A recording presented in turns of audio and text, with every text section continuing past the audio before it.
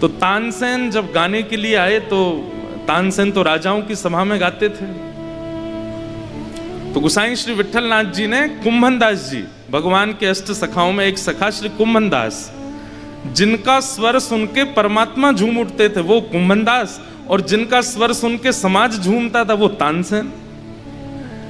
तो तानसेन जी जब गाने के लिए आए तो गोसाई श्री विठलनाथ जी ने कुंभनदास जी को उनकी सेवा में मतलब भाई बड़ा गायक है, आगरा से आ रहा है, उनका बैठने की प्रबंध, उनके जलपान की प्रबंध में कुंभनदास जी को लगाया। ध्यान से सुनिएगा, कुंभनदास जी ऐसे अद्भुत गायक हैं कि ठाकुर जी के नेत्र सजल हो जाते हैं कई बार उनका स्वर सुन के।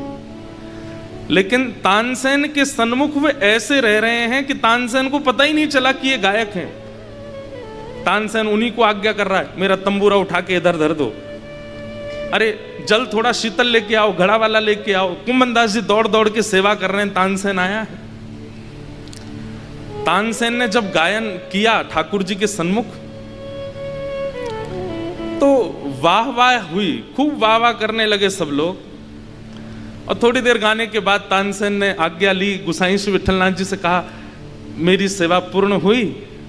तो गोसाई जी ने कहा ठाकुर जी के राजभोग का समय है, आप थोड़ा विराजो, राजभोग में एक पद पारंपरिक गाया जाए, वो कुंभनदास जी गाएंगे। तो कुंभनदास जी पीछे बैठे थे। तो तानसेन बोला कौन कुंभनदास? तो जैसे ही वो उठे तो अरे ये तो वही है जो सुबह हमारा तंबूरा उठा के चल रहे थे, हमारे जलपान की व्यवस्था कर रहे थे, ये गाएंगे। तानसेन जी बोला आओ आओ बैठो, हमें नहीं पता था तुम गाना जानते हो। नहीं नहीं हम तो कुछ नहीं जानते। अच्छा अच्छा गाओ। उन्होंने सोचा मंदिर में जो कीर्तन करते हैं वैसे ही होगा कोई। कुंभनदास जी ने जैसे ही गाना शुरू किया, प्रथम स्वर प्रस्तुत होते ही तानसेन के संपूर्ण अंग के मानो जैसे रोंगटे खड़े हो गए हों। इतना बड़ा गायक जिसने सदैव गागा करके पूरे विश्व को रुझाया। अरे तानसेन सामान्य नहीं है, जिसके गायन से साक्षात मेघ बरस जाते हैं, जिसके गायन से साक्षात दीप प्रज्वलित हो जाता है। तानसेन के सन्मुख सारे राग रागनियां हाथ जोड़ के खड़े रहते हैं, हमको सेवा में लीजिए। लेकिन आज वो किसी का स्वर सुन के जब शून्य हो गए, वाणी नहीं है उनके पास बोलने के लिए, बस नेत्रों से अश्रु गिर रहे हैं और कुंभनदास जी की ओर अपलक नेत्रों से देख रहे हैं। कुंभनदास जी का जब गायन पूर्ण हुआ, तानसेन बोले आप 2 मिनट मंदिर से बाहर आएंगे? बोले क्यों? मुझे आपको प्रणाम करना है। मैंने जीवन में स्वामी श्री हरदास जी के अलावा किसी को प्रणाम नहीं किया, लेकिन आज आपको प्रणाम करना है। क्यों? बोले प्रणाम का कारण ये नहीं कि आपका स्वर बहुत अच्छा था, कारण ये कि इतना सुंदर स्वर होने के बाद भी सुबह से आप मेरे साथ हो, आपके चाल ढाल बोली चाली उठने बैठने से एक बार भी आपने ये पता नहीं लगने दिया कि आप गायक हो। ये इस बात का प्रमाण है कि आपको ठाकुर जी प्राप्त हो गए, क्योंकि आप अपने गुण को छुपा रहे हो, गुण को गौड़ कर रहे हो। हम लोगों का स्वभाव हो जाता है, अंग्रेजी आती है तो सामान्य बात कर रहे हैं तो उसमें भी एक आध शब्द तो बोल ही देंगे कि सामने वालों को पता लगे अंग्रेजी आती है हमको। धनवान है तो वस्त्रों का पहनने का ढंग ही ऐसा होगा कि उससे पता लगे कि हम धनवान हैं। लेकिन भगवत प्राप्त व्यक्ति वो अंतर्मुखी रहता है, उसे ज्यादा इस बात की रुचि नहीं होती कि मेरे बारे में सबको पता लगे, मुझे सब जाने, मेरे गुण पर सब रीझ हैं। और सब ब्रजवासी ऐसे ही हैं, सब ब्रजवासी आनंदित हो रहे हैं, भाव विह्वल हो रहे हैं, सब नाच रहे हैं, गा रहे हैं, उत्सव मना रहे हैं। धन्य घड़ी जब होए यशोदा मैया कह के बोले, धन्य घड़ी जब होए यशोदा मैया कह के बोले। अरे मैया हम तो अब बाद दिना की प्रतीक्षा कर रहे हैं, तुम्हारो लाला मैया मैया करके बोले। और नूपुर बांध दो चरणन में, घुट मन डोले। नूपुर बांध दो चरणन में, घुट मन डोले। हाँ नूपुर बांध दो घुट मन डोले, मोर बांध दो चरणन में घुट मन डोले। ओ पकड़े बाबा की उंगलिया तेरो ललना, पकड़े बाबा की उंगलिया तेरो ललना, पकड़े बाबा की उंगलिया तेरो ललना, पकड़े बाबा की उंगलिया तेरो ललना। अरे जुग जुग जीवे री नंदनानी मैया तेरो ललना, ओ जुग जुग जीवे री नंदरानी मैया तेरो ललना। हे नंद घरा नंद भयो, हे कन्हैया लाल की, यशोदा के लाला भयो, हे कन्हैया लाल की, हे जग प्रतिपाल भयो, हे कन्हैया लाल की, प्यारो राधा रमण लाल भयो, हे कन्हैया लाल की, हे नंद घरा नंद भयो, हे कन्हैया लाल की, हे नंद घरा नंद भयो, हे कन्हैया लाल की, आनंद घरा नंद भयो, हे कन्हैया लाल की, हे नंद घरा नंद भयो। हे कन्हैया लाल की। सब ब्रजवासी नाच रहे हैं, गा रहे हैं, उत्सव मना रहे हैं, आनंदित हो रहे हैं। उत्सव का मतलब ही होता है जहां देहाभिमान शून्य हो जाए, वो उत्सव है। तभी नंदोत्सव की उस सभा में पूतना का आगमन हुआ, राक्षसी।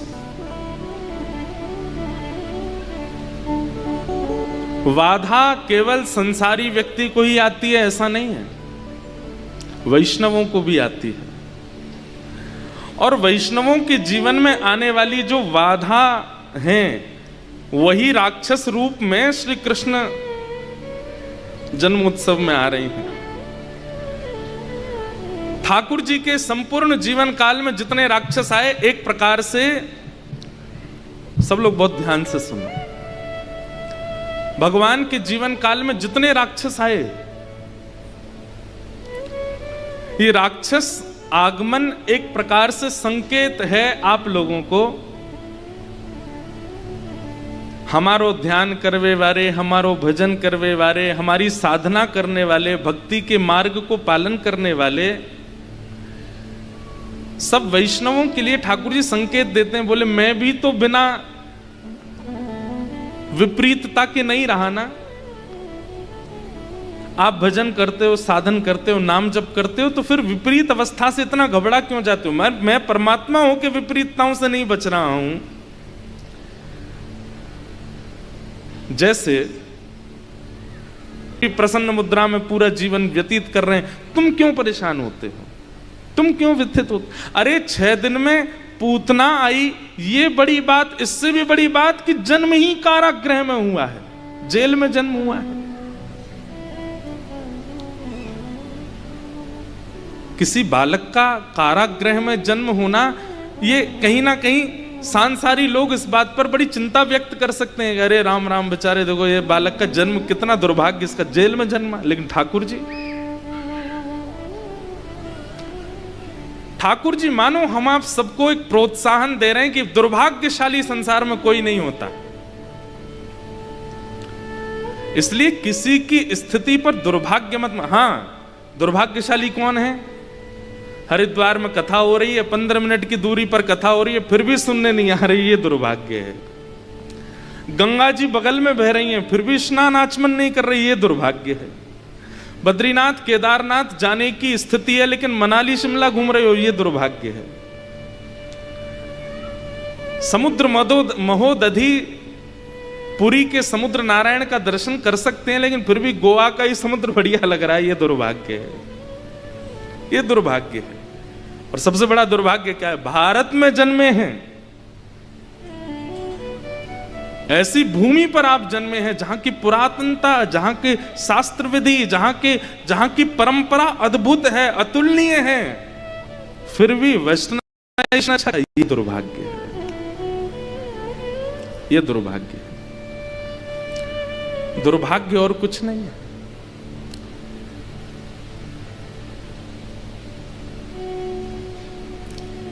जन्म लिया, बालक ने, माता पिता चले गए, अरे दुर्भाग्यशाली। ठाकुर जी जन्म लेते ही माता पिता से दूर हो गए, अन्य माता पिता के पास रहे, इसको दुर्भाग्य कैसे कह सकते हैं? ठाकुर जी के संग भी तो हुआ। 6 दिन के ठाकुर जी 6 दिन के बालक को गोद में रखती है दुनिया, 6 दिन के बालक को पलना झुलाती है, पलकों पर रखते हैं, पर 6 दिन के बालक को पूतना लेके आकाश में चली गई, विष पिला दिया।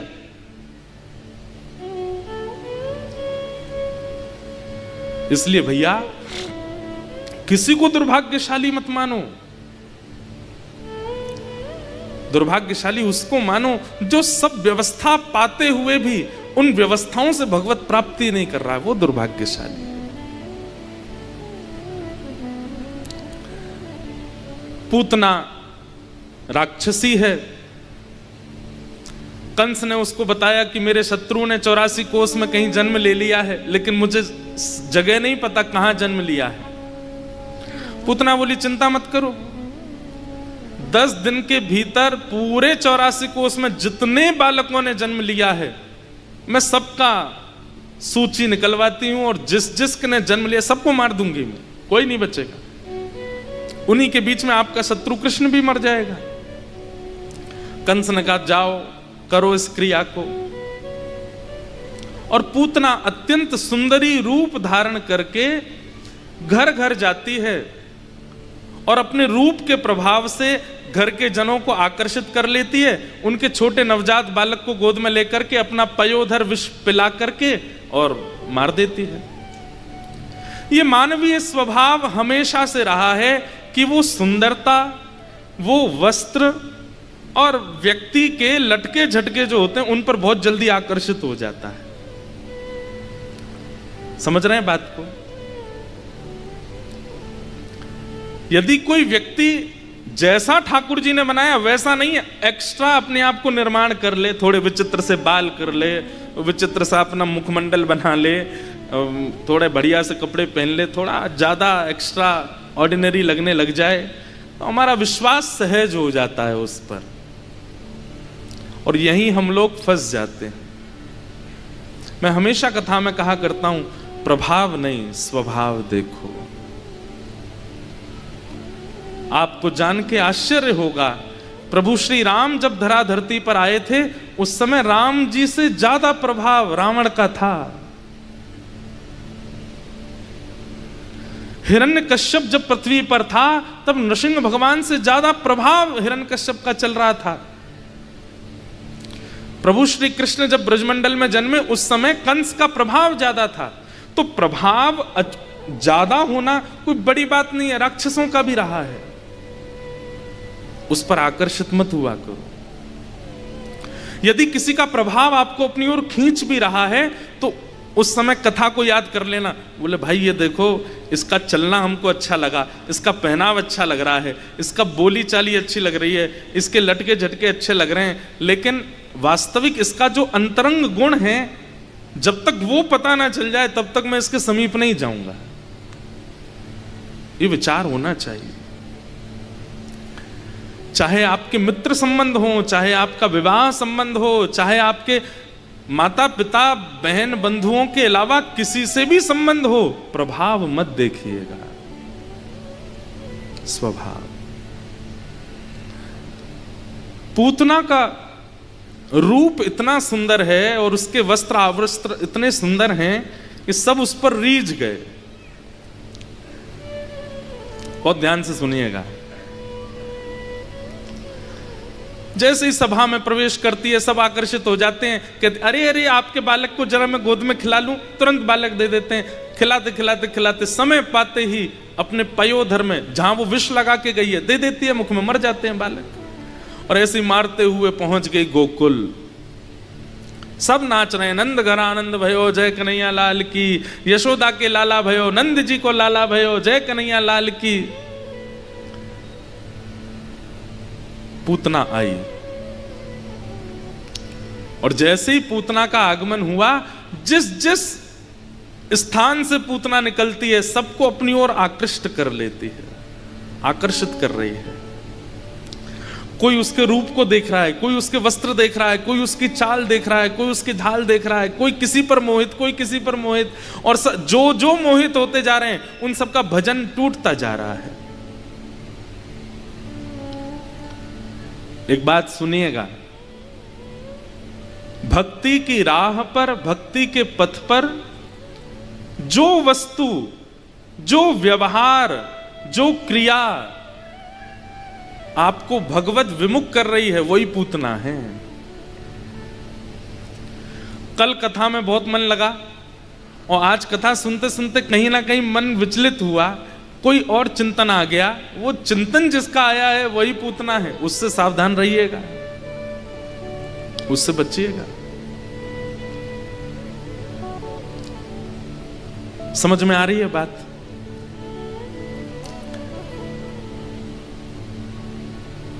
पूतना पर सब मोहित हो गए। पूतना ने जैसे नंद भवन में प्रवेश किया तो यशोदा मैया ने जैसे पूतना को देखा, पूतना को देख करके मन में एक बार को एक किंचित भाव आया, अरे विधाता तैने बहुत बुरा कियो मेरे संग, मेरो लाला इतने विलंब ते भेजो, यदि पहले ही भेज दे तो यही तो ब्याह कराती अपने लाला को। देख कितनी सुंदर है, अरे या के वस्त्र कितने सुंदर, या के नेत्र कितने सुंदर, या के आभूषण कितने सुंदर।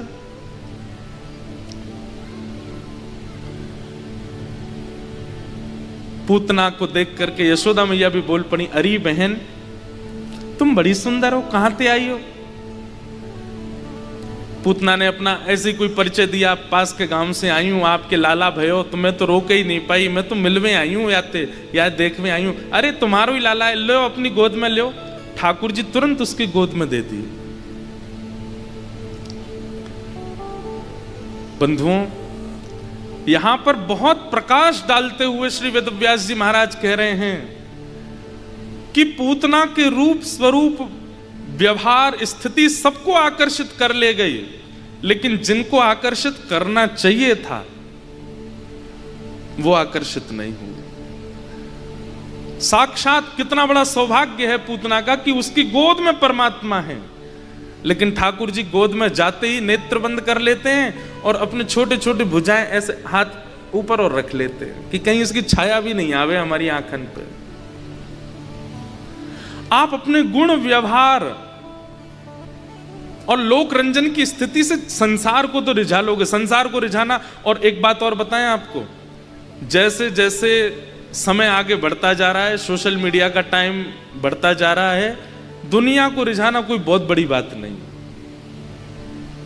आज बेसुरा गाकर के भी रिझाया जा रहा है, उल्टा सीधा नाच के भी रिझाया जा रहा है, अस्त व्यस्त कपड़े पहन के भी रिझाया जा रहा है, लोगों के सामने उल्टे सीधे काम करके वीडियो बना करके भी रिझाया जा रहा है। अंगूठा छाप, बिना पढ़े लिखे फालतू के काम करने वाले लोगों के भी 1-1 करोड़ फॉलोअर हैं। कोई बड़ी बात नहीं है दुनिया को रिझाना। एक बात बोल दूं कान पकड़ के सॉरी बोलते हुए, ये सब पूतना है, इनसे सब रीझ रहे हैं, इनसे सब रीझ रहे हैं।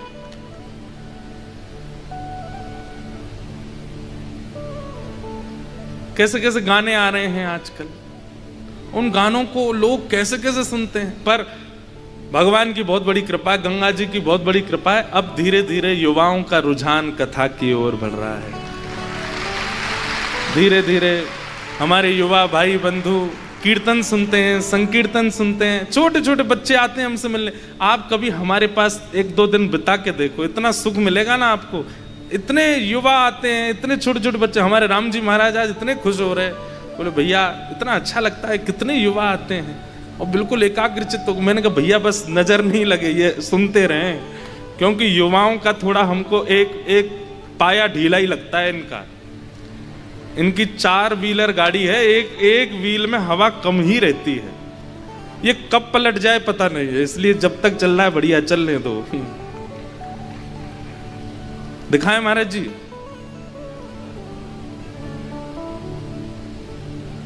हो बाला।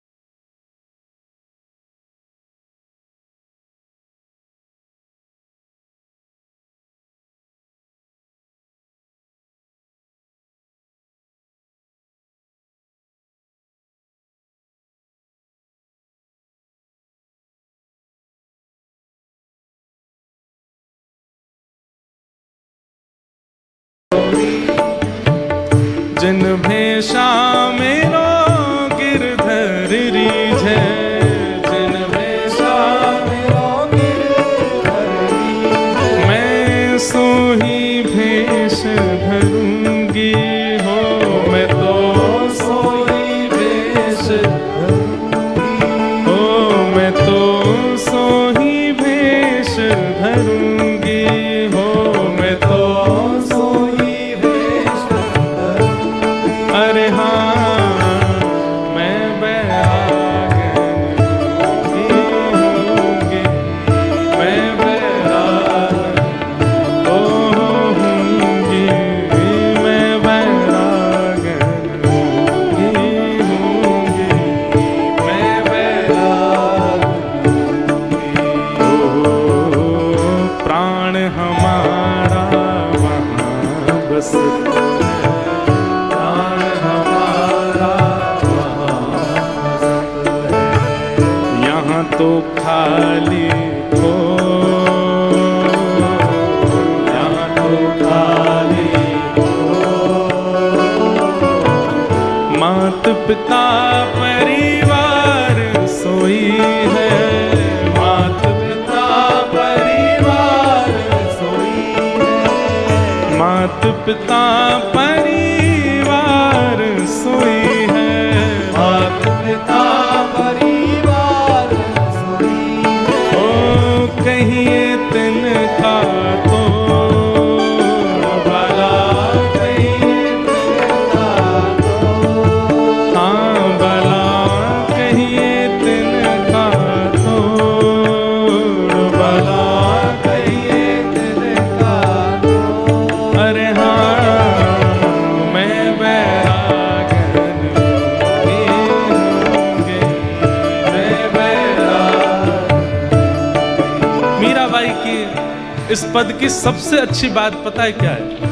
जिन भेषा मेरो गिरधर रीझे, जिन भेषा मेरो गिरधर रीझे, जिन भेषा मेरो सावरो रीझे, जिन भेषा मेरो सावरो रीझे, मैं सो ही भेष धरूंगी हो, मैं तो सो ही भेष धरूंगी। अरे हाँ मैं बैरागन होंगी, होंगी, मैं बैरागन होंगी, मैं बैरागन होंगी, होंगी, मैं बैरागन। बैठ जाओ। तो पूतना का स्वरूप क्या है? जिन भेषा, जिस भेष से संसार रीझे, जिस भेष से दुनिया रीझे, जिस क्रिया से, जिस कर्म से सब मेरे को देखें, ये पूतना का स्वरूप है, ये पूतना का स्वभाव है। और मेरी ऐसी कोई क्रिया, मेरा ऐसा कोई गुण, मेरा ऐसा कोई स्वरूप जिससे ठाकुर जी रीझ जाएं, वो वैष्णव है, वही भक्ति पथ है। बंधुओं, अपने गुण, कर्म, रूप, स्वभाव, बौद्धिक विचार, किसी भी एक वस्तु को ठाकुर जी को अर्पित करो। इससे केवल इन्हीं को रिझाना है, दुनिया को नहीं। जैसे कोई भी हम प्रसाद सिद्ध करते हैं तो ठाकुर जी को निवेदित होने से पहले कोई और छू नहीं सकता उसको, नहीं तो ठाकुर जी को भोग नहीं लगेगा। अगर आप कोई मिठाई लेकर के आए और घर के बच्चे अगर उसको पहले खा लें तो ठाकुर जी को भोग नहीं लगती, झूठी हो गई। ठीक वैसे ही अपने भी जीवन की किसी एक वस्तु को उच्छिष्ट मत होने दो, दुनिया के झूठेपन से उसको दूर रखो। वो केवल ठाकुर जी के लिए है। वो कोई गुण भी हो सकता है, कोई विचार भी हो सकता है, कोई स्वभाव भी हो सकता है, किसी का रूप भी हो सकता है, किसी के कला भी हो सकती है। कोई ऐसी कला जिसको आपके घर के माता पिता भी नहीं जानते, वो कला केवल ठाकुर जी के लिए है। कोई ऐसा गुण जो आपका संबंधी भी नहीं जाता, साथी भी नहीं जानता, वो केवल ठाकुर जी के लिए है। आपके उसी गुण, उसी कर्म, उसी कला से आपको भगवत प्राप्ति हो जाएगी, निश्चित है। उसको उच्छिष्ट मत करो।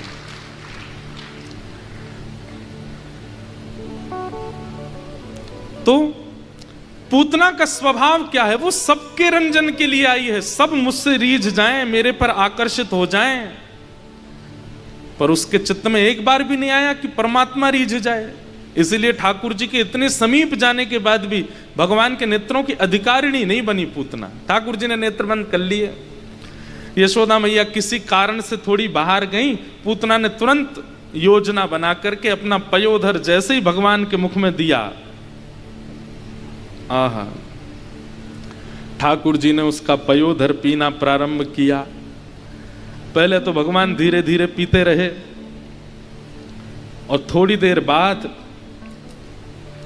जैसे ही ठाकुर जी को लगा कि भाई, अच्छा, इसके पीछे सुबोधनी जी में श्रीमद् वल्लभाचार्य जी महाराज वर्णन करते हैं कि ठाकुर जी ने पहले उसके दुग्ध को पिया, फिर उसके पयोधर पर लगे विष को पिया, उसके रसतत्वों को पिया, उसके पुण्यों को पिया, उसके पापों को पिया, और अंत में गाढ़म कराभ्याम भगवान प्रपीड्य तत् प्राणै शमं रोष समन्वितो पिबत समुंच मुंचाल मित प्रभाषणी निष्पीड्यमाना अखिल जीव वर्मणि। अब यहां पर एक बात आती है कि ठाकुर जी ने पूतना के प्राण क्यों पिए? पी गए ठाकुर जी उसके प्राणों को। कह रहे हैं ठाकुर जी उसके प्राण पी रहे हैं। एक प्रकार से पी रहे हैं का मतलब क्या है? स्वीकार कर रहे हैं, अपने भीतर धारण कर रहे हैं। बोले पूतना इतनी पवित्रा नहीं है, पूतना इतनी शुभ नहीं है, पूतना इतनी अच्छी नहीं है, ठाकुर जी उसके प्राण क्यों पी रहे हैं? तो हमारे श्रीमद् वल्लभाचार्य जी महाराज इसका कितना सुंदर उल्लेख करते हैं। बोले कि भैया ठाकुर जी पूतना के प्राण नहीं पी रहे हैं, तो बोले ये जितने बालकों को मार करके आई थी उन सब के प्राण इसके भीतर थे, उन सब के प्राण निकाल रहे हैं।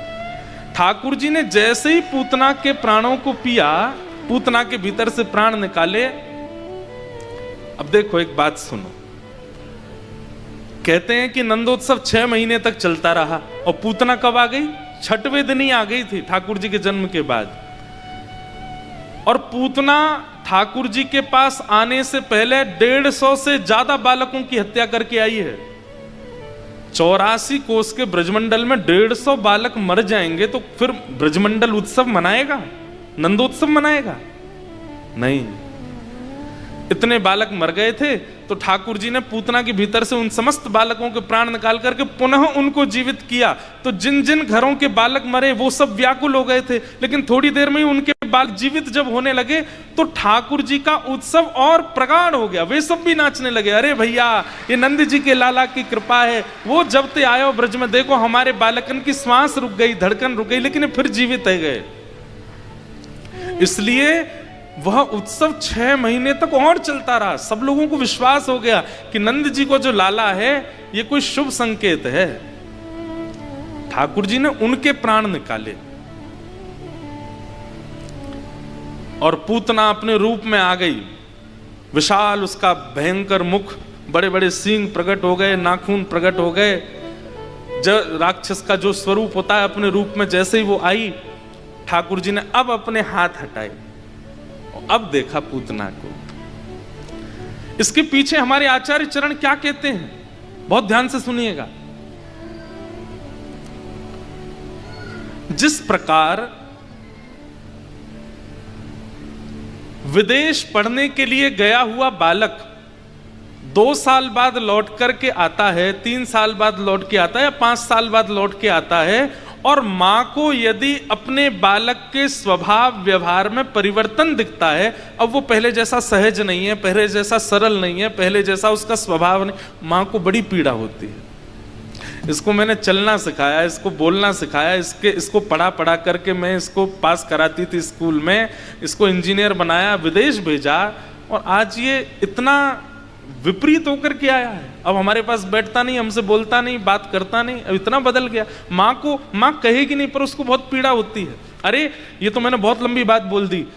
सुबह सुबह जब बालक 4 साल का हो जाता, उसको पहली बार स्कूल भेजती है ना माँ, उसके जूते बांधेगी, उसको बेल्ट लगाती है, टाई बांधती है, उसको पीछे बैग टांग देती है, गले में उसके एक बोतल लटका देती है, उसके बाल काट देती है, बढ़िया उसको सुंदर बनाती है। बालक रोता है, माँ मुझे नहीं जाना, तो उसको बहुत समझाती है, देख तू जाएगा पापा की तरह बन जाएगा। फिर वो उसको बड़ा समझाती है। बस में बैठाती है तो और रोता है। उस समय माँ नहीं रोती, माँ भी बहुत रोती है, उसको भी बड़ी, क्योंकि जब से जन्म लिया अब 4 साल बाद पहली बार दूर जा रहा है। कितनी देर के लिए जाते हैं छोटे बच्चे? 2 घंटे के लिए जाते हैं बस। 2 घंटे में माँ इतनी विचलित हो जाती है, 12 बज गए, कब आएगी बस, कब आएगी, अभी तक आया नहीं, फोन कर देगी, ड्राइवर भैया कहाँ हो, बोले बस आ गया गेट पे। तो पहले ही माँ आ जाती है, और जैसे बालक उतरता है ना बस से, एक दिन 2 घंटे के लिए दूर किया हुआ बालक भी माँ को पहले से दुबला दिखने लगा। एक दिन में ही दुबला हो गया, देखो कैसे इसके बिल्कुल गाल लाल पड़ गए हैं, कमजोर हो गया है। मतलब ये बात मैं क्यों बता रहा हूं? एक जन्मदात्री मां जिसने आपका निर्माण किया, वो आपके भीतर इतना सा भी परिवर्तन बर्दाश्त नहीं कर पाती। और हमको दुनिया में भेजने वाले ठाकुर जी जब हमको अत्यंत परिवर्तित देखते हैं तो उनको कितनी पीड़ा होती होगी। हम जैसे भी हैं, हमको ठाकुर जी ने बनाया। हमारा व्यवहार, स्वभाव, क्रिया, विचार सब ठाकुर जी ने बनाई है। दुनिया से सब छुपा के रखो, लेकिन ठाकुर जी से नहीं। मैं एक बात कहा करता हूं कि हमारे श्री कृष्ण वंशी ही क्यों बजाते हैं? इतने सारे वाद्य हैं हमारे हिंदू वैदिक परंपरा में, ठाकुर जी ने वंशी को ही क्यों चुना? क्योंकि वंशी में छिद्र है, वंशी पोली है, ये गुण नहीं है, ये अवगुण है। लेकिन उसने ठाकुर जी के आगे अपने अवगुणों को छुपाया नहीं, प्रकट कर दिया।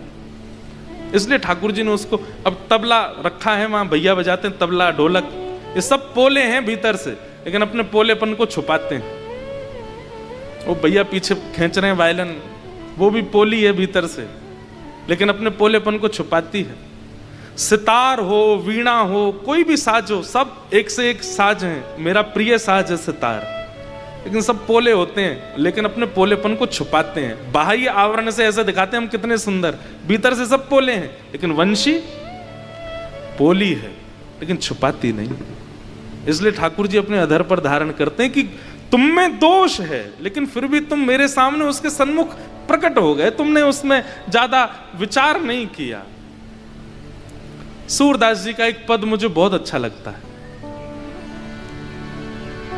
कौन कुटिल खल कामी मौसम, कौन कुटिल खल कामी मौसम, जो तन दियो ताहि बिसरायो, जो तन दियो ताहि बिसरायो।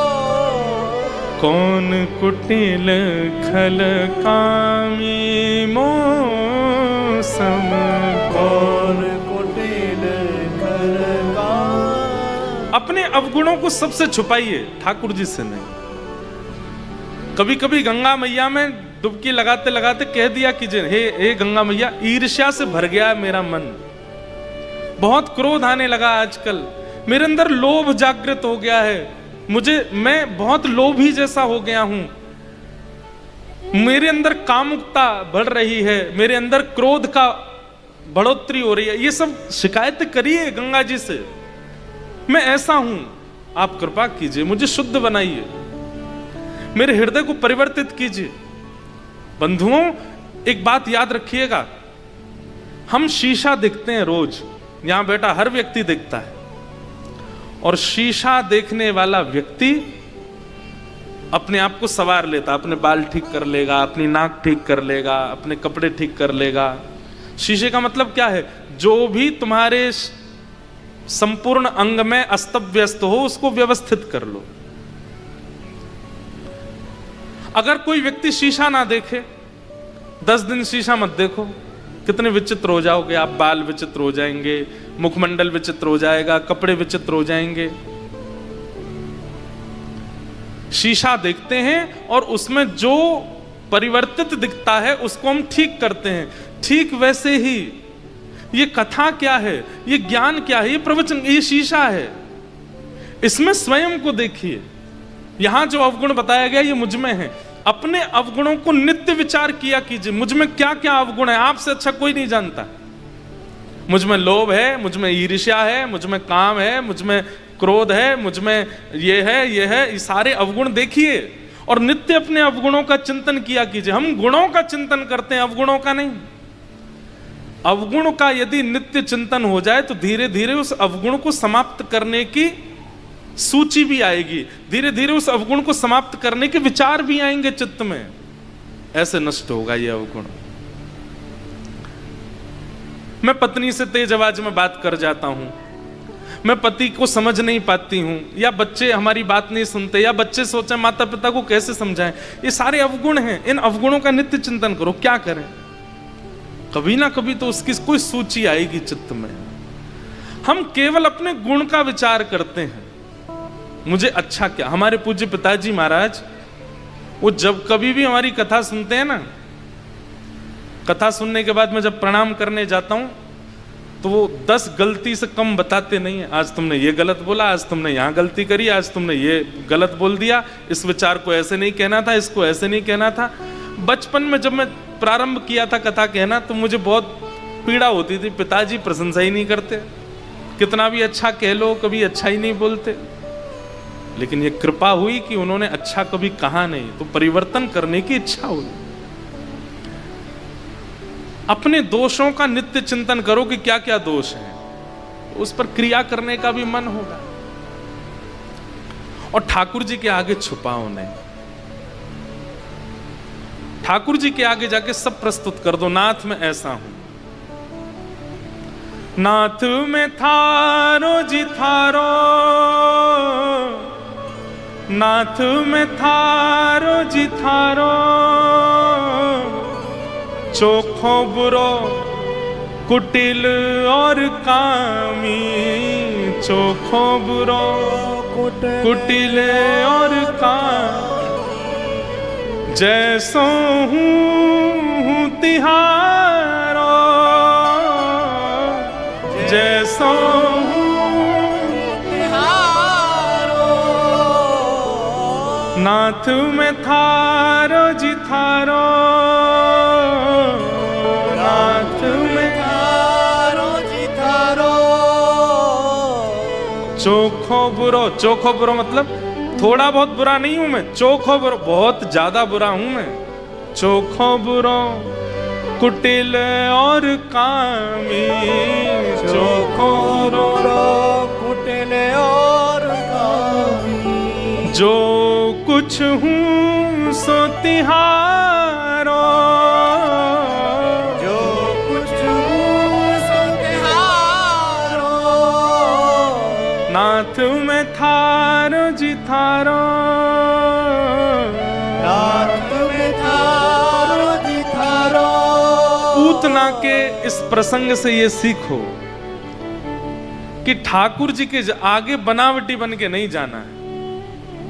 किसी सभा में जाना है, रिश्तेदार आ रहे हैं, शादी में जाना, सब जगह बनावटी रहो, पर ठाकुर जी के सन्मुख नहीं। ठाकुर जी के सन्मुख तो जैसे हो वैसे जाओ। नाथ में ऐसा हूं। और बनावटी मतलब मेरा कोई श्रृंगार या रूप से मतलब नहीं है। खूब बढ़िया बढ़िया पहन के जाओ, उसमें कोई दिक्कत नहीं है। अपने अंतरंग विचारों को परिवर्तित करके मत जाओ, उसमें छिपाओ करके मत जाओ। जैसे हो वैसे। भाई वैद्य के सामने रोग लेकर के जाओगे तभी तो चिकित्सा होगी। और वैद्य से अगर आपने छुपा लिया तो फिर चिकित्सा कैसे होगी? दवाई रिएक्शन और कर जाएगी। इसलिए डॉक्टर के सामने सब बता दो। सुबह उठते हैं सिर में भी दर्द हो जाता है, वमन हो जाता है, ऐसा होता है, वैसा होता है, भूख नहीं लगती, सब बता दो तो वो समझ जाता है कि पीड़ा क्या है। ऐसे ही ठाकुर जी वैद्य हैं, उनके आगे ज्यादा बनावटी बन के मत जाओ, जैसे हो वैसे। नाथ, पड़ोसी को देखता हूं मुझे ईर्ष्या होती है, मेरे बुआ के बच्चे आते हैं तो मुझे अच्छा नहीं लगता है, उनसे मुझे क्रोध आता है, पत्नी की ये बातें मुझे बहुत बुरी लगती हैं, ऐसा होता है, वो सामने वाले के धन को देख के मुझे लोभ होता है। सब बोल दो, जो किसी से नहीं कहा ठाकुर जी को सब बताओ, परिवर्तन अपने आप देखोगे आप। ठाकुर जी को बता दिया, ठाकुर जी फिर चिकित्सा करेंगे उसको दूर करने की। हम बुरे क्यों बने रहते हैं? क्योंकि हम छुपाते हैं खुद से भी और ठाकुर जी से भी। इसलिए प्रस्तुत करो। पूतना राक्षसी बनकर के आई, भगवान ने उसका वध किया। जोर की आवाज हुई, सब ब्रजवासी दौड़े, कहां भय हो, कहां भय हो, कहां भय हो? देखी तो महाराज विशाल पूतना पड़ी है। सब ने दौड़ के पहले भीतर जाके देखी, लाला कहां है? लाला मिलो नहीं। तो देखी महाराज तो पूतना के पयोधर पे पड़ो है लाला।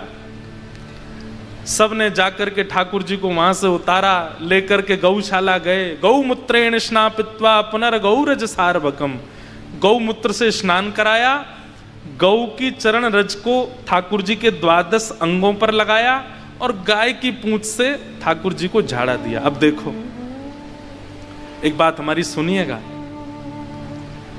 गाय जानवर नहीं है, वैद्य है। कौन है? वैद्य। और आपकी तो चलो जो भी हो, ठाकुर जी की तो वैद्य है। पूरे विश्व की पीड़ा परमात्मा दूर करता और परमात्मा की पीड़ा गैया दूर कर रही है। बताओ भागवत जी में स्पष्ट लिखा है, जब जब राक्षस आए तब तब यशोदा मैया तुरंत ठाकुर जी को लेके कहां जाती? गौशाला में। गैया के 12 भगवान के अंगों पर गैया के चिन्ह लगाती। अच्छा एक बात बोलें, पूरी भागवत जी में आपने ये नहीं सुना होगा कि ठाकुर जी बीमार हुए, ठाकुर जी को बुखार आ गया, ठाकुर जी के सिर दर्द हो गया, ठाकुर जी कमर में दर्द हो गया। एक जगह आया बस, ब्रजवासियों की याद में रुक्मणी जी को बताने के लिए ठाकुर जी को ज्वर चढ़ा था। ठाकुर जी हमेशा शारीरिक स्वस्थ ही रहे। क्यों? नित्य जितने दिन श्री कृष्ण पृथ्वी पर विराजमान रहे, नित्य एक दिन भी बेनागा किए। ऐसा एक भी दिन नहीं गया कि गैया का स्पर्श नहीं किया ठाकुर जी ने। हर दिन, चाहे ब्रज की लीला हो चाहे द्वारिका लीला हो। अरे जब महाभारत का युद्ध हुआ था ना, तो ठाकुर जी ने पांडवों से कहकर के सबसे पहले पांडवों के शिविर में गौ को स्थापित किया। छोटी सी गौशाला बनवाई थी जहां पर सारे योद्धा रहते थे, वहां किनारे में एक छोटी सी गौवंश को भी बुलाया था और सब योद्धाओं से कहा, नित्य गैया को प्रणाम करके जाओ, या तो तुम्हारी विजय होगी, और अगर कहीं युद्ध में मारे गए तो गैया को प्रणाम करके गए हो, अधोगति नहीं होगी, भगवत नाम की प्राप्ति होगी। नित्य गैया को प्रणाम करो। ये टप टप ताली बजाने से कुछ नहीं होगा, क्योंकि हमने तो गैया की बिल्कुल कदर की नहीं। जिनको ठाकुर जी इतना मान देते हैं, हम उनका मान नहीं दे रहे, तो ठाकुर जी हमें कैसे प्राप्त होंगे? एक बात याद रखिएगा, जैसे भगवत प्राप्ति के लिए नाम जप है, जैसे भगवत प्राप्ति के लिए व्रत अनुष्ठान है, जैसे भगवत प्राप्ति के लिए साधन है, वैसे ही भगवत प्राप्ति के लिए स्वच्छंद भाव की गौ सेवा भी है। गौ सेवा, और गौ सेवा भी किस भाव से? अब आप कहोगे ग्वारिया भी तो करते हैं गौ सेवा, हाँ, तो उनकी सदगति होगी। गौ सेवा भी इस भाव से कि कोई देखे ना, कोई पूछे ना, कोई जाने ना, बस ये मेरी है, मैं इनकी सेवा करूं। मैं तो कथा में कहता हूं, जिसको गौमूत्र और गौ गोबर से घृणा होती है, ठाकुर जी को उससे घृणा होती है। हमारे अष्ट सखा गाते हैं, आगे गाय पाछे गाय, इत गाय उत गाय, गोविंद को गायन में बस वो ही भावे। गैया के बीच में ठाकुर जी को बहुत अच्छा लगता है। गाय, गंगा और गौरी, इन तीन की उपासना जीवन में ले आइए। गौरी मतलब मातृशक्ति, माताएं बहनें। गाय गंगा और गौरी। आज मुझे एक व्यक्ति ने निवेदन किया, बोले महाराज जी आप एक चीज कथा में बोल देंगे। मैंने कहा बताओ। बोले अभी वो श्रावण आएगा तो कावड़िया आते हैं हरिद्वार, आप उन सब से एक निवेदन कर दीजिए क्या कि गंगा में स्नान करें, एक तो कुल्ला ना करें, एक वस्त्र ना धो। मैंने कहा केवल कावड़ियाओं से नहीं, गंगा स्नान करने वाले हर व्यक्ति से हमारा निवेदन है कि गंगा जी में ना तो वस्त्र धोइए ना कभी कुल्ला कीजिए, ये दो काम मत कीजिए। ये परिवर्तन की भावना अपने अंदर लाइए, आपके सारे पुण्य क्षीण हो जाते हैं। चरणामृत है ठाकुर जी का। तो गैया की सेवा में थोड़े लगिए, ठाकुर जी को बहुत प्रिय है। ठाकुर जी धीरे धीरे अब 3 महीना के हो गए। 3 महीना के जैसे ही भये तो ठाकुर जी ने आज पहली बार करवट बदली। और जैसे ही ठाकुर जी ने करवट ली, यशोदा मैया ने नगाड़े बजवा दिए, पूरे ब्रजमंडल में आनंद है। बोले कहा भयो? बोले आज नंद के लाला ने करवट ली है। करवट जानते हैं? ठाकुर जी ऐसे है गए। सोचो हमारे वृंदावन के लाला कितने लाडले हैं, इनकी करवट का भी उत्सव होता है।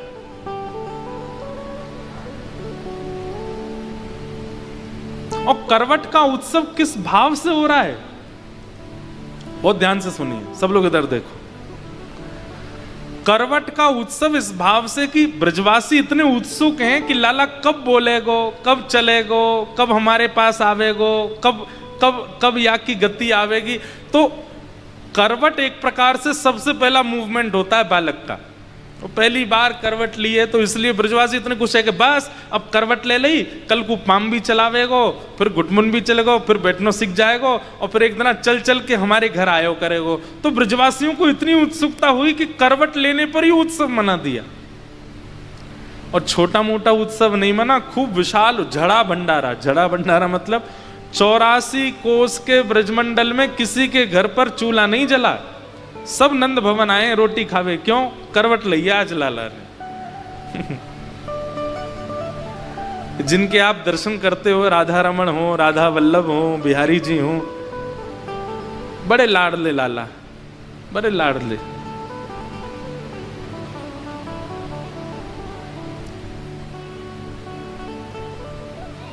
ठाकुर जी ने करवट ली,